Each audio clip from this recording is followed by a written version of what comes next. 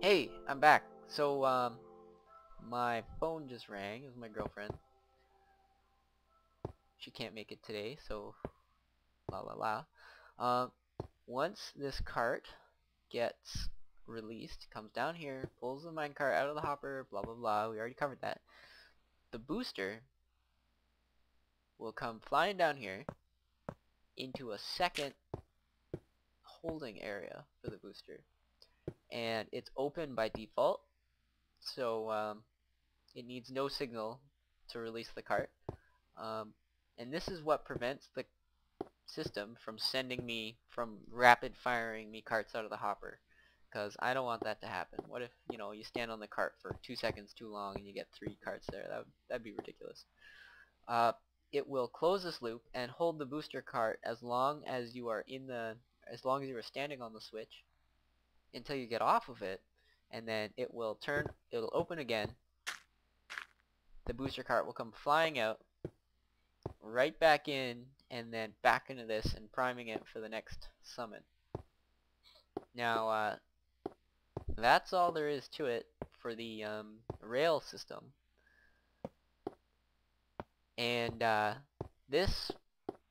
next thing I'm going to show you is the buttons. Now, these buttons, I've seen better ways to do this. There's a video out of some guy getting 4 outputs, 4 different destinations using just 2 RS NOR latches, or SR NOR latches. I don't remember which one it is. But I'm actually using 4, one for each button, and I know that's inefficient, but it's kind of easier to figure out in my head. I'll link a video to the one with the 4 destinations, if I can find it. So here's this door. This is like our service entry. Boop. So this is an input for a button, and then this goes and tells the light what to do. The indicator light outside. That. And there's the button right there. And here, I actually used the mineshaft rune to dig a really deep tunnel so that I could build floors. 1 floor for each button.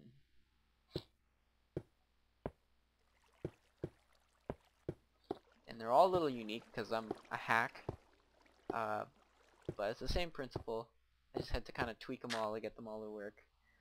And I know you guys were expecting some really simple, really elegant solution to this, but I racked my brain over this for a while, and this was the best I could come up with. But hopefully some of you guys will have some input on a better way to set this up. And I've rebuilt this thing from the ground like 3 times over just to find a better way. So this is the input. We're in floor 1 right now. Input from a switch. This would be orthanc. We turn it on, it turns that one off. So that switch lit this up, came down here. This is our SR NOR latch right here, or RS, whatever. I'm just going to call it a NOR latch. And then this is the output. And this output comes flying along out here and goes and joins the other 4 buttons. And we're under the floor of the station right now. And these are the torches underneath our rail switches. But let's just keep it simple for 1 floor right now. The RS NOR latch takes input from the button and will remember that state until said otherwise. So it will remember that it is on.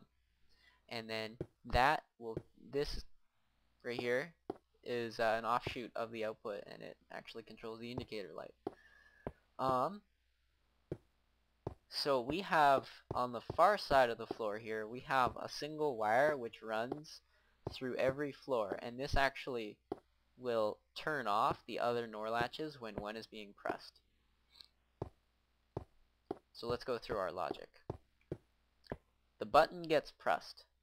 The button turns on the NOR latch, as well as the button comes over here to a and NAND. I think it's a NAND gate. And what it does is it checks if there's an input here, which would usually turn it off, but if there's an input and the button gets pressed down at the same time, don't send the signal and keep it on.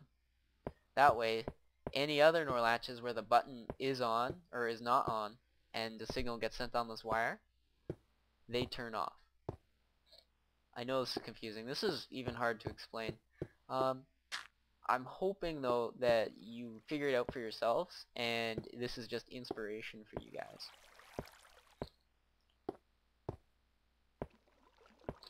Now, I did have problems packing in more switches just because it would be a pain and this wire is getting too long and it won't be able to reach all the switches and there'd be lag time and you know the button wouldn't get pressed down before the signal reached the thing and it would be mayhem. A solution to that would be to have 2 RS NOR latches per floor, you know, one here, one over there, something like that. But I only need 4 destinations right now, so I don't want to kill my brain that much. So that is the innards of the station. One thing that I had a hiccup with was figuring out how to get these switches to work while next to each other, and that is what these half blocks are doing right now. The wood switch gets the signal from the side, while the stone switch sends its signal down a block. And so that's how they're able to sit next to each other, because when they were both below each other, it was not working. Please let me know if you guys have any questions. I'm probably going to be working on better ways to implement this. I've got some space for another 4 buttons, and I'd like some feedback on how I can fit more buttons in here. But I think it's a good start, and I hope you guys learned something.